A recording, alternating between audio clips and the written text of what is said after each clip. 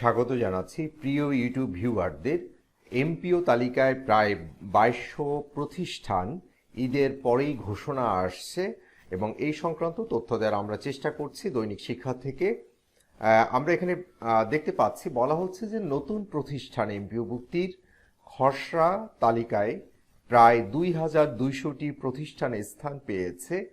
এগুলোর ভেতরে 1500-এরও বেশি স্কুল ও কলেজ এবং 700টিরও বেশি মাদ্রাসা ও কারিগরি প্রতিষ্ঠান রয়েছে।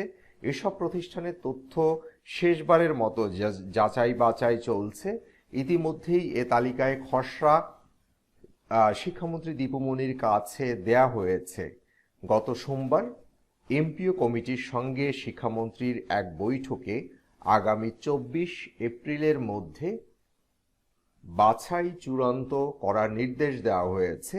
মাধ্যমিক ও উচ্চশিক্ষা বিভাগ এবং শিক্ষা প্রতিষ্ঠান এমপিও কমিটির একাধিক সূত্রে নিশ্চিত করেছে বিষয়টি এবং নীতিমালা অনুযায়ী যোগ্য প্রতিষ্ঠানগুলোর তথ্য সর্বশেষ যাচাই শেষে ঈদের আগে খসড়ায় চূড়ান্ত অনুমোদন দেবেন শিক্ষামন্ত্রী।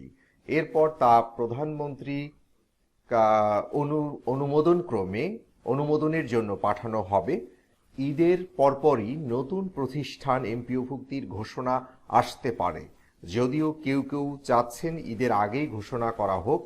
মাধ্যমিক ও উচ্চ শিক্ষা বিভাগের অতিরিক্ত সচিব ও এমপিও বাছাই কমিটির আহ্বায়ক ফৌজিয়া জাফরিন দৈনিক আমাদের বার্তাকে বলেন, খসড়া তালিকা প্রস্তুত করে শিক্ষামন্ত্রী মহোদয়কে দিয়েছি, অনুমোদন পেলে চূড়ান্ত হবে। তার আগে কতগুলো প্রতিষ্ঠান খসড়ায় স্থান পেয়েছে সে বিষয়ে আমরা কিছু বলতে চাচ্ছি না।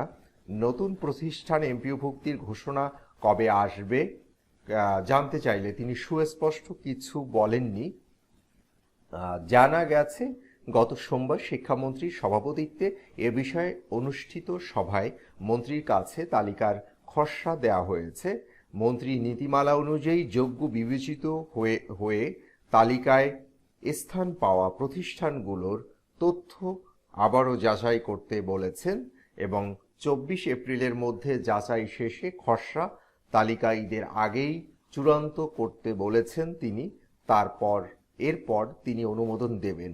এদিকে সংশ্লিষ্ট সূত্রে বলছেন, এমপিও ভুক্তির খসড়া তালিকায় 2200টিরও বেশি প্রতিষ্ঠানে স্থান পেয়েছে।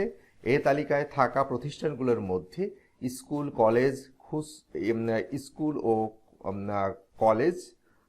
ও ডিগ্রি কলেজ সহ মাধ্যমিক ও উচ্চশিক্ষা বিভাগের অধীনে 1500টিরও বেশি প্রতিষ্ঠান স্থান পেয়েছে। আর মাদ্রাসা ও কারিগরি শিক্ষা প্রতিষ্ঠান আছে 700টির বেশি। এর আগে মধ্য মার্চে নতুন প্রতিষ্ঠান এমপিও ভুক্তির ঘোষণা দেওয়ার কথা থাকলেও তা হয়নি। তো এ সংক্রান্ত আরও কোনো তথ্য পেলে আমরা সঙ্গে সঙ্গে আমাদের ইউটিউব চ্যানেলে জানিয়ে দিব। সবাই ভালো থাকবেন, সুস্থ থাকবেন। আল্লাহ হাফেজ।